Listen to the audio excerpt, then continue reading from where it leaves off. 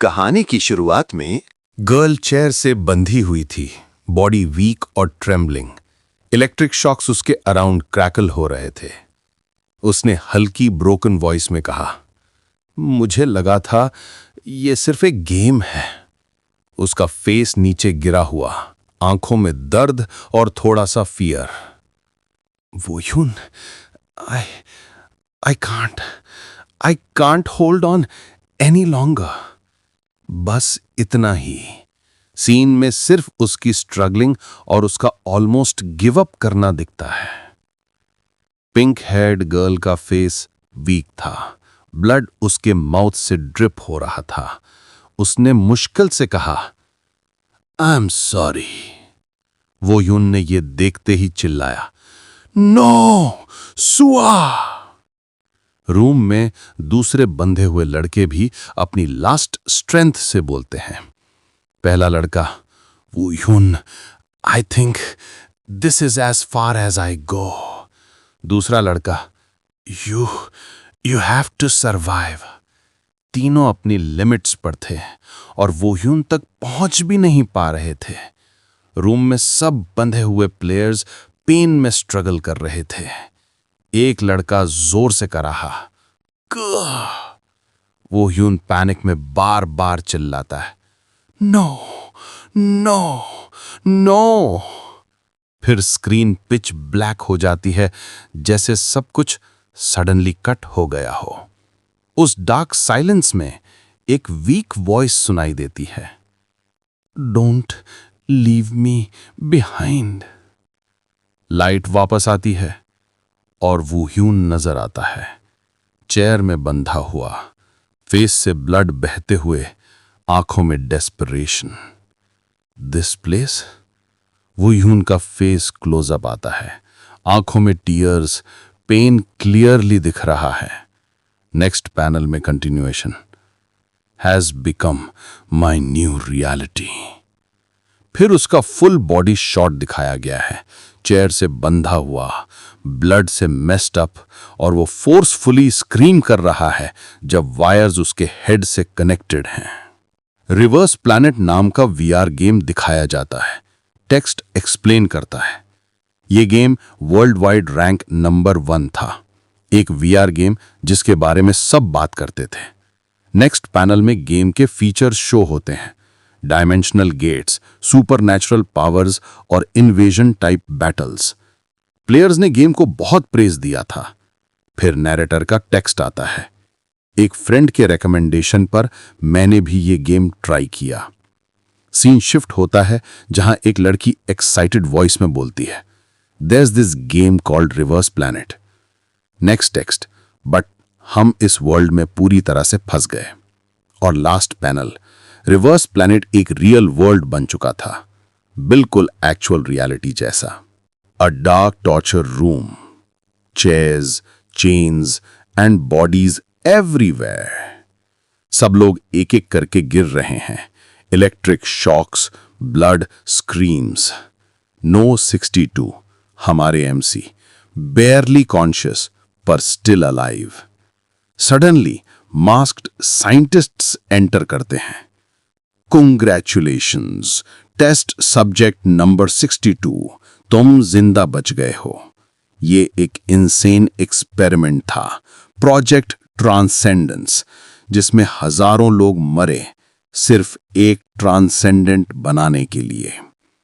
जिन्हें किडनैप किया गया था उनको इलेक्ट्रिक टॉर्चर, ड्रग इंजेक्शंस और क्रेजी बॉडी मॉडिफिकेशंस दिए गए। मोस्ट लोग मर गए, कुछ मेंटल हो गए। साइंटिस्ट कोल्डली बोलता है, बर्न द कॉर्प्सेस। नो 62 को बाकी सर्वाइवर्स के साथ लॉक कर दो। एमसी नीचे झुककर बैठा हुआ है, पूरी बॉडी ट्रेम्बलिंग, पर अंदर एक ही thought, I won't forgive them. ये हेलिश प्लेस यहां अब उसकी न्यू रियलिटी बन चुका है। एमसी के अंदर एक ही थॉट गुनगुनाता है, I will survive and I will take revenge. उसी वक्त अलार्म बजता है, पूरा फैसिलिटी रेड लाइट से भर जाता है। Attention, test subjects have escaped. Guards panic में वेपन्स उठा लेते हैं। दूसरी तरफ सर्वाइवर्स फुल स्पीड से भाग रहे हैं। Keep running. एमसी का ग्रुप कॉरिडोर में रेस कर रहा है। एक बंदा होप से बोलता है, अगर हम इस कॉरिडोर को क्रॉस कर ले, हम फाइनली। पर एग्जिट के सामने ही एक ह्यूज बीस्ट लाइक गार्ड खड़ा मिलता है। रेडिश हेयर, मॉन्स्टर जैसे गॉगल्स और प्योर साइकोटिक स्माइल के साथ। ओह, तुम लोग यहां तक क्रॉल करके आ गए, वो क्रैक नकल्स करता हुआ बोलता है। All right, it's time to die. Damn it, वो फिर आ गया। सब लोग रुक जाते हैं। सामने खड़ा है वो फैसिलिटी का सबसे खतरनाक गार्ड। हम उसे रोक लेंगे, वो यून। रेयर से कवर दो। गार्ड हंसती हुए आगे बढ़ता है। तुम सब एक साथ मरोगे। एक पल में attack, electric strikes, bloody clashes, और फिर तो वो यून सीधा उस पर टूट पड़ता है। तीनों गिर जाते हैं। हॉल में सिर्फ हैवी ब्रीदिंग की आवाज। गार्ड चीखते हुए गिरा हुआ। सब बेजान पड़े हैं और वो ह्यून फिर से समझ जाता है, ये फिर हो गया। वही मोमेंट, वही डेथ, वही लूप। वो ह्यून का होश हिल जाता है। अचानक एक गहरी अंधेरी आवाज उसका नाम लेती है, वो ह्यून। उसकी आंख फट जाती है, आंसू बह रहे हैं। फिर उसके सामने उसके मरे हुए साथी नजर आते हैं, काले टेढ़े मेढ़े साया जैसी रूहें। वो गुजरते हुए कहती हैं, Avengers, kill all of them. I am so angry, Woo Hyun.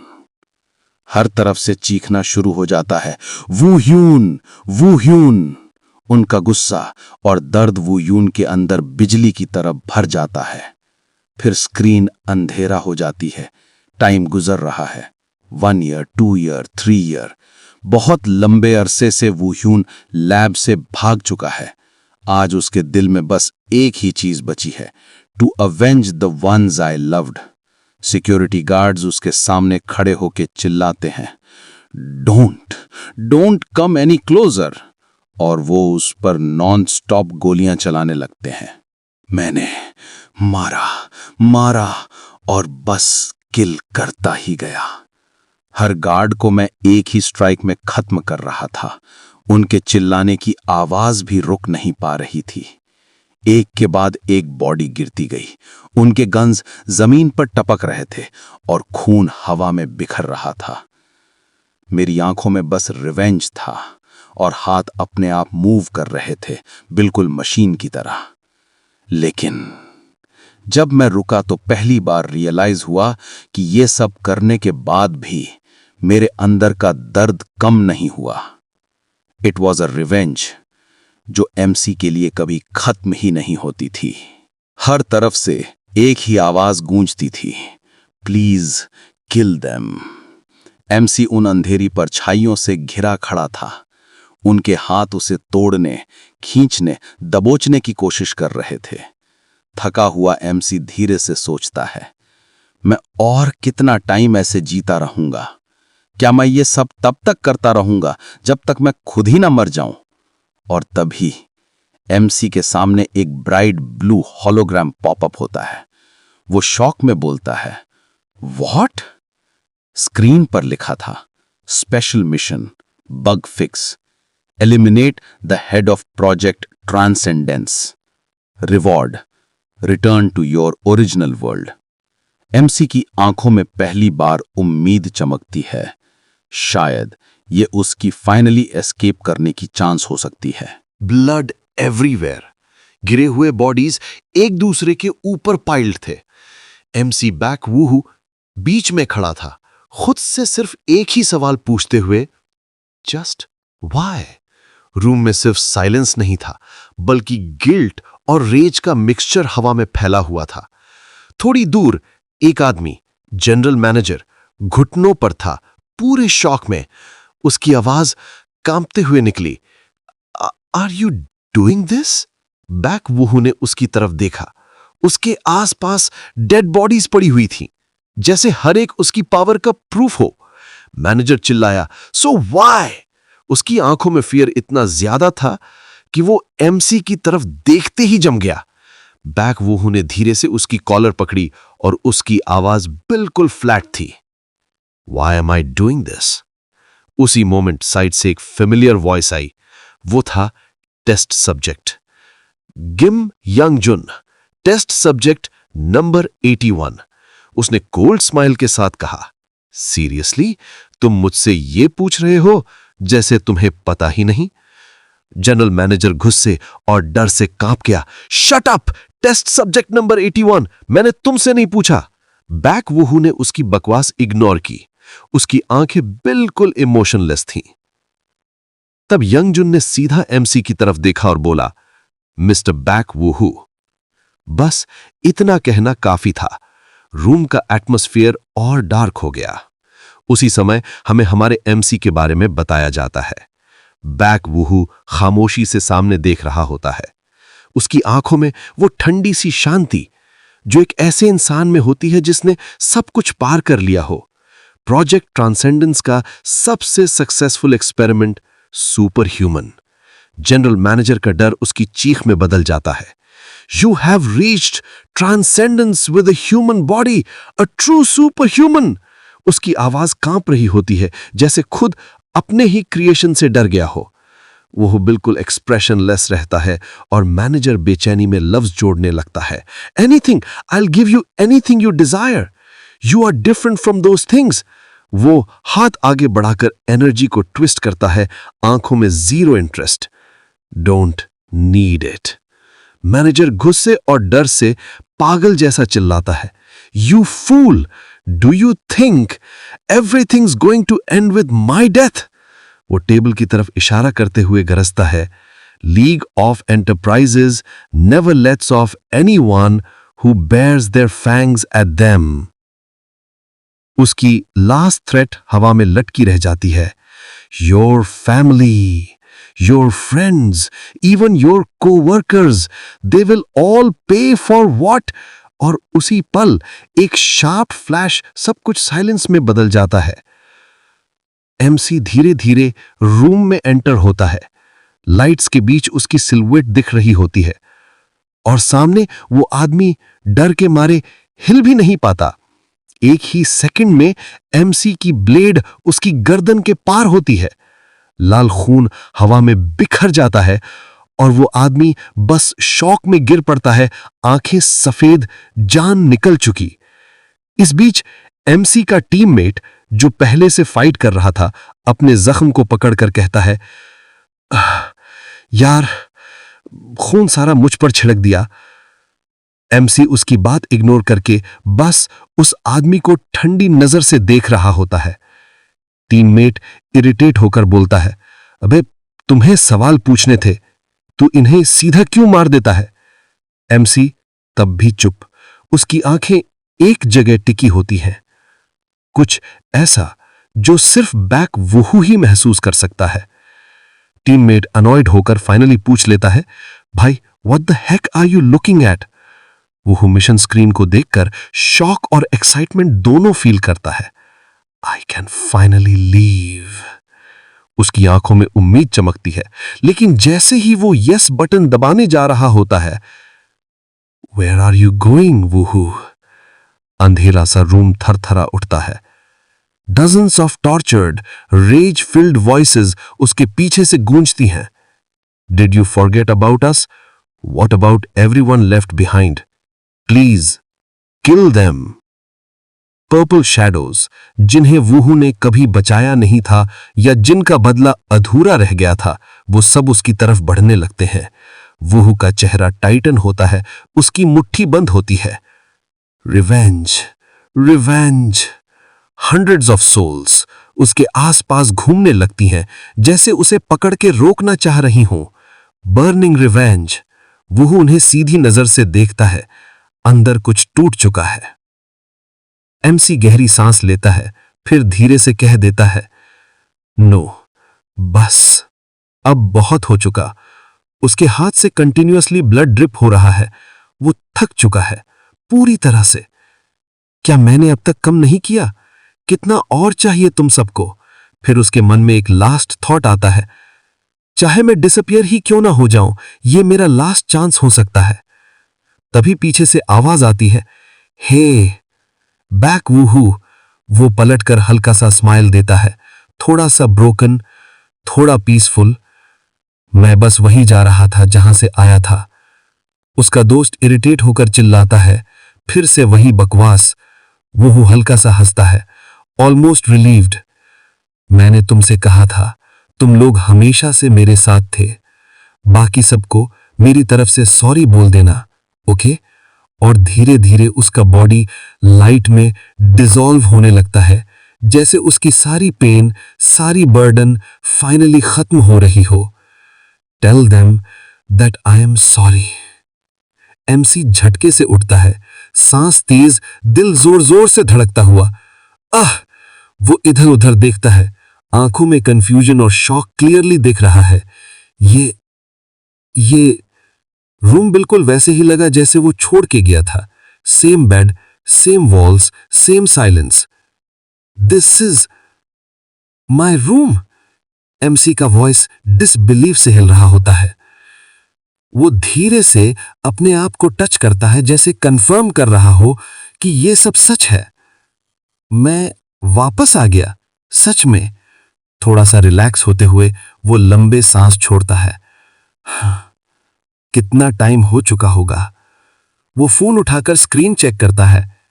0534 AM, 2041.05.19। MC की आंखों में शॉक और कंफ्यूजन और ज्यादा बढ़ जाता है। ये तो वही दिन है जिस दिन मैं गेम में फंस गया था। वो धीरे से मिरर के पास जाकर अपने आप को देखता है।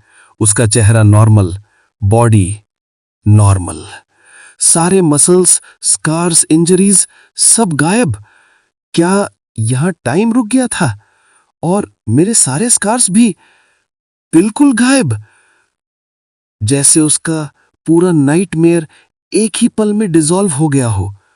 वो अपने रिफ्लेक्शन को देखकर हल्की सी शेकी वॉइस में सोचता है, जैसे सब कुछ सिर्फ एक ड्रीम था।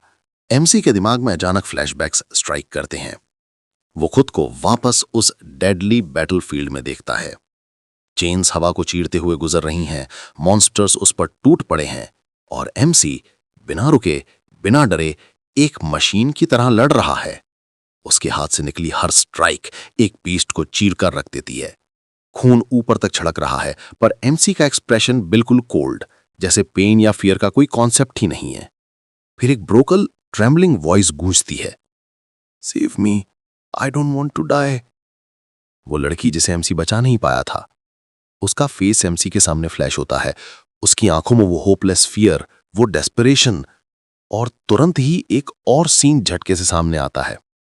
एक साइको जैसे आदमी की चीख, your family, your friends, your coworkers, सबको तुम्हारी गलती का भुगतना पड़ेगा। एमसी की बैक शिवर कर जाती है। नहीं, ये सब ड्रीम नहीं हो सकता। उसकी ब्रीडिंग हैवी हो जाती है। जो मैंने फील किया, जो मैंने झेला, जो यादें हैं, वो इतनी विविड हैं कि ड्रीम नहीं हो सकता। एमसी आंखें बंद करके विस्पर करता है, मैं वहां 10 साल रहा था, वो सब रियल था। रूम का डोर खुलता है, एमसी धीरे से बाहर निकलता है। दिमाग अभी भी उन्हीं नाइटमेयर्स में अटका हुआ है। उसके फोन की वाइब्रेशन वीक सी गूंजती है, जैसे रियल वर्ल्ड उससे वापस बुलाने की कोशिश कर रहा हो। एमसी का फोन वाइब्रेट होता है, स्क्रीन पर नाम फ्लैश होता है, जंग नायॉन। एमसी कंफ्यूज होकर स्क्रीन को घूरता है। जंग नायॉन, ये नाम कहीं सुना हुआ लग रहा है। वो फोन उठाता है और कॉल कनेक्ट होते ही एक लाउड, इरिटेटेड वॉइस उस पर गिरती है। बैक मुयॉन, तुम मेरे टेक्स्ट का रिप्लाई क्यों नहीं कर रहे थे? तुम आज रात का प्लान भूल तो नहीं गए? एमसी तो शॉक हो जाता है, हाथ लिटरली फ्रीज। टुनाइट? दूसरी तरफ वॉइस बिना ब्रीद लिए बोले जा रही होती है, हाँ आज शाम मिलना था, मैं लोकेशन भेज रही हूं, जल्दी आ जाना, मैं रखती हूं। क्लिक, कॉल कट हो जाता है। एमसी एक सेकंड तक ब्लैंक स्क्रीन को घूरता रहता है, फिर बोल पड़ता है, हाँ वेट होल्ड ऑन। पर तब तक फोन पर एंड कॉल दिख चुका होता है। एमसी बस कंफ्यूज्ड, थोड़ा स्ट्रेस, फोन को हाथ में घुमाते हुए खड़ा रह जाता है। जैसे ही वुयॉन सीट पर बैठता है, नायोन हल्की सी नखरे वाली शक्ल बनाती है। अरे वाह, तुम बिल्कुल नहीं बदले, पहले भी यही बोलते थे। वुयॉन ऑकवर्डली मुस्कुराने की कोशिश करता है, लेकिन अंदर से उसका दिमाग अब भी कल की उन अजीब घटनाओं में अटका हुआ है। वुयॉन सोचता है, मुझे ध्यान रखना होगा, पता नहीं ये मीटिंग क्या रिवील करेगी। नायोन टेबल पर रखे प्लेट्स को अपनी तरफ खींचती है और हंस के बोलती है, चलो कम से कम खाना तो साथ में करोगे ना, तुम्हारी फेवरेट बीफ ऑर्डर किया है। वुयॉन सिर्फ हल्का सा हेड नॉड करता है। वुयॉन सोचता है, अगर रिवर्स प्लेनेट से मेरा कनेक्शन उसके थ्रू है तो ये सब कुछ बदल सकता है। एमसी टेबल पर बैठते ही कैजुअली बोलता है, ना, आइल पास। उसके अंदर एक थॉट फ्लैश होता है, आज की कंडीशन में अगर मैंने ड्रिंक कर ली, पता नहीं मैं क्या कर बैठूं। फ्रेंड तुरंत शॉक मोड ऑन कर देती है। सिंस व्हेन डू यू से नो टू ड्रिंक्स? अच्छा चलो सिर्फ फूड ही ऑर्डर कर लेते हैं। दोनों खाने लगते हैं। तब वो एक्साइटेडली पूछती है, वैसे तूने रिवर्स प्लेनेट ट्राई किया? तूने बोला था कम से कम ट्यूटोरियल तो करेगा। एमसी एक सेकंड के लिए रुक जाता है, चॉपस्टिक्स हवा में। मैंने बस कैरेक्टर बनाया और इंट्रो देख लिया। फ्रेंड की आंखें लिटरली पॉप आउट मोड में। व्हाट, बस इंट्रो? एमसी ऑकवर्ड सा स्माइल देता है। उसके बाद मैं डायरेक्टली गेम के अंदर ही खिंच लिया गया। एमसी का रिएक्शन कंटिन्यू होता है। वुयॉन की फ्रेंड इरिटेट होके बोलती है, सीरियसली वुयॉन, तू तो ये भी कह सकता है कि तूने गेम खेला ही नहीं। एमसी का एक्सप्रेशन तुरंत डार्क हो जाता है। उसके माइंड में एको होता है, didn't even played a game. और उसका एंगर स्लोली राइज करता है। सच कहूं तो तुम्हारी वजह से मैंने 10 साल हेल में गुजारे हैं। उसका हाथ टाइट क्लेंच कर जाता है। अगर तुम ना होती तो।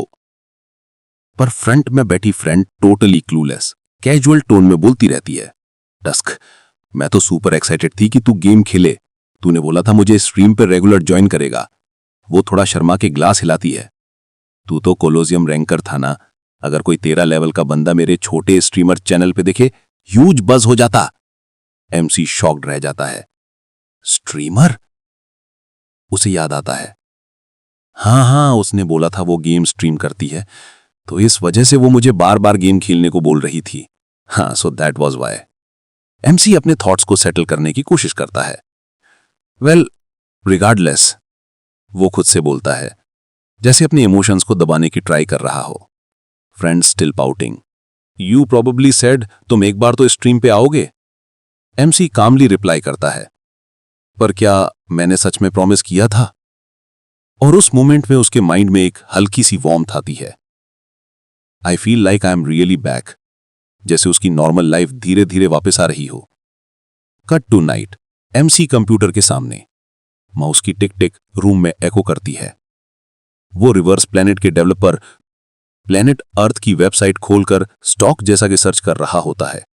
पेज पर सिलिकॉन वैली का एड्रेस फ्लैश होता है। प्लेनेट अर्थ, रिवर्स प्लेनेट का डेवलपर। उसके दिमाग में फ्रस्ट्रेशन का स्ट्रॉन्ग उठता है, पर वो एक्सहेल करता है। हाँ, फॉरगेट इट। अगर मैं वहां जाके बोल दूं कि तुम्हारी गेम की वजह से मैं एक दूसरे वर्ल्ड में 10 साल फंसा रहा, लोग मुझे सीधा पागल ही समझेंगे। एमसी के दिमाग में एक ही बात घूम रही थी, अगर उन लोगों का इसमें हाथ हुआ तो ये और भी ज्यादा डेंजरस हो सकता है। वो सोचकर ही उसके बदन में हल्की सी कांप दौड़ जाती है, जैसे उसका दिमाग उसे वापस उन्हीं ट्रॉमेटिक दिनों की याद दिला रहा हो। वो जगह, वो हेल जहां वो 10 साल तक फंसा हुआ था। एमसी चुपचाप बेड पर सीधा लेट जाता है, हाथ बंधे हुए, जैसे उसका दिमाग उसे फिर से उसी नाइटमेयर में खींच रहा हो।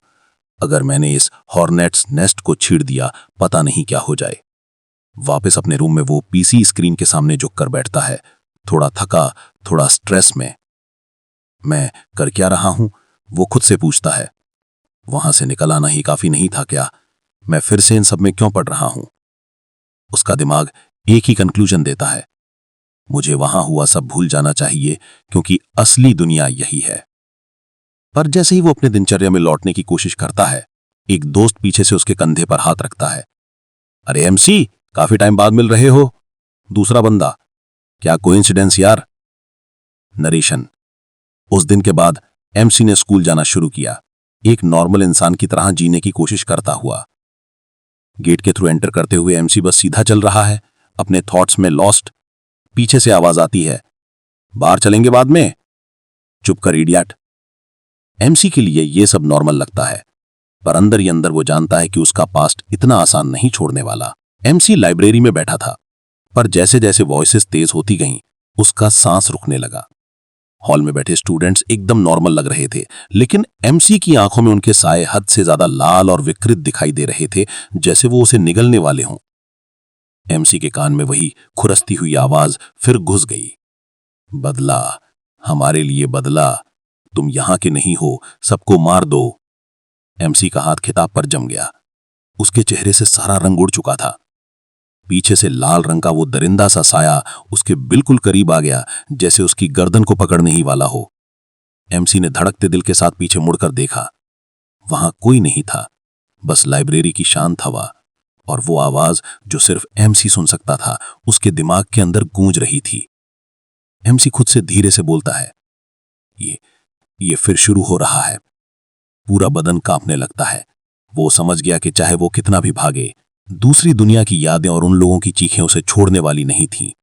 आवाज एकदम से और ज्यादा भयानक हो गई, क्या तुम वापस आ गए हो या कभी गए ही नहीं? एमसी का होश उड़ जाता है। सारी आवाजें एक साथ चीरने लगती हैं, यही है तुम्हारी हकीकत। एमसी कुर्सी से उठकर हट्टा पट्टा मुड़ता है, सांस तेज, होश हिलता हुआ। लाइब्रेरी के सब लोग उसे देख रहे हैं, पर एमसी को उनके चेहरे अब इंसानी नहीं लग रहे। उसका दिल दो लफ्जों में सिर्फ यही कह रहा था, भाग। उसकी चीख से पूरी लाइब्रेरी का ध्यान उसकी तरफ मुड़ जाता है। लोग हैरान होकर देखते हैं, what's up with him? MC का होश बिल्कुल हिल चुका है। वो बेहोशी में लाइब्रेरी से बाहर भागता है, दीवारों का सहारा लेकर, सांसें भरते हुए। हफ हफ। और तभी एक ठंडी लाल सी हाथ उसकी गर्दन पर रखती है। बैक वू यॉन। एमसी का चेहरा एकदम सफेद पड़ जाता है। वो पलटकर देखना भी नहीं चाहता, डर इतना गहरा है। कोई लाल साया उसके बिल्कुल पीछे खड़ा था। दोस्त या क्लासमेट उसकी तरफ बढ़ता है, यू डूइंग ऑल राइट? लेकिन एमसी का रिएक्शन बिल्कुल तुरंत और वायलेंट होता है। वो उसका हाथ जोर से पकड़ लेता है। उस दोस्त को समझ ही नहीं आता क्या हुआ। नेक्स्ट सेकंड एमसी उसे डेंजरस थ्रो से जमीन पर पटक देता है। एक इंटेंस मूवमेंट दिखाया गया है जहां वुयॉन को किसी ने अचानक पीछे से जोर से पकड़ लिया, लगभग अटैक जैसा। रेड हेड बंदा बिल्कुल शॉक्ड हो गया, आंखें फट गईं। फिर दूसरा बंदा गुस्से डिफेंसिव रिएक्शन में अपना हाथ उठा लेता है, जैसे पंच मारने वाला हो, पर वुयॉन तुरंत पूछता है, व्हाट आर यू डूइंग? वो तुरंत रुक जाता है और कहता है, sorry I was startled, sorry मैं डर गया था। फिर सीन शिफ्ट होता है। वुयॉन से लोग कह रहे हैं कि तुम आजकल कुछ स्ट्रेंज बिहेव कर रहे हो। वुयॉन अपने हाथ को देख रहा है, जैसे कुछ गलत अलौकिक के अंदर से बदलते हुए महसूस कर रहा हो। बाद में वुयॉन बाहर बेंच पर बैठा है, थका, फ्रस्ट्रेट, लॉस्ट, एक कोल्ड ड्रिंक कैन पकड़े हुए। तभी एक डार्क ग्लिची मॉन्स्ट्रस हाथ उसकी तरफ बढ़ता है, पूरा स्केरी पर्पल रेड इफेक्ट के साथ, और कोई आवाज कहती है, वुयॉन। वोयन। यह सीन क्लियरली हिंट करता है कि वोयन के अंदर कुछ सुपरनैचुरल प्रॉब्लम या कोई एंटिटी एक्टिवेट हो रही है। वोयन का दिमाग अब भी उस दूसरी दुनिया की यादों से आजाद नहीं हुआ है। जब वो अकेला बैठा होता है, पुरानी दुनिया के वो क्रीपी शैडो लाइक मॉन्स्टर्स उसे फिर से बुलाने लगते हैं, जस्ट कम बैक। वोयन, डिड यू फॉरगेट अस? उनकी आवाजें उसके अंदर तक घुस जाती हैं, जैसे वो उसे कभी छोड़ने वाले ही नहीं। वोयन अपने सर को पकड़कर बैठ जाता है, सांस तेज, हाथ कांपते हुए।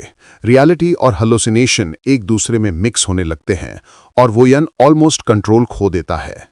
तभी एकदम से कोई चीख कर कहता है, वोयन प्लीज जस्ट स्टॉप। वो उसकी कोवर्कर होती है। वो दौड़ती हुई आती है, उसके चेहरे पर टेंशन क्लियरली दिखती है। वो देखती है कि वोयन की हालत सच में खराब लग रही है। तुम ऐसे दिख रहे हो जैसे किसी भूत को देख लिया हो, क्या हो रहा है तुम्हारे साथ? वोयन थोड़ा संभलते हुए कहता है, ना कुछ नहीं हो रहा। वो उसकी बात मान जाती है, लेकिन फिर भी कहती है, अगर कुछ भी हो रहा हो तुम मुझे बता सकते हो, बिक्सिस हेल्प करेगी। वोयन हल्की सी स्माइल देता है, जैसे समझ गया हो कि उसे अपने इश्यूज खुद ही हैंडल करने पड़ेंगे। आखिर में वो उठ के कहता है, एनीवे, मैं चलता हूं। और वो हमेशा की तरह रिस्पॉन्ड करती है, श्योर, जाओ, हसल अवे। लेकिन वोयन के दिल में अब भी वही सवाल घूम रहा है, क्या वो सच में इस दुनिया में वापस आ पाया है या फिर वो अब भी उसी नाइटमेयर में फंसा हुआ है। पर वोयन के माइंड में सिर्फ एक चीज चल रही होती है, I brought these ghosts here my self. उसे लगता है जब तक वो इन घोस्ट्स को सेटिस्फाई नहीं करता, ये नाइटमेयर रुकने वाला नहीं। इसलिए वो एक डेंजरस डिसीजन लेता है। वो वीआर कैप्सूल या डायमेंशन मशीन में दोबारा घुसने जा रहा है, उस अदर वर्ल्ड में जहां से ये सब शुरू हुआ था। वो कहता है, if this doesn't end, if there is no difference between this world and the other, then let's go. Machine activate हो जाती है, ब्लू लाइट फ्लैश होती है और वोयन की आंखें इंटेंस डिटर्मिनेशन से चमकती हैं। I'll go back in and put an end to this for good. I hope आप लोगों को ये मांगा अच्छी लगी हो। आगे के चैप्टर्स जल्द ही आ जाएंगे। लाइक, शेयर और सब्सक्राइब करना ना भूलें। Thanks for watching.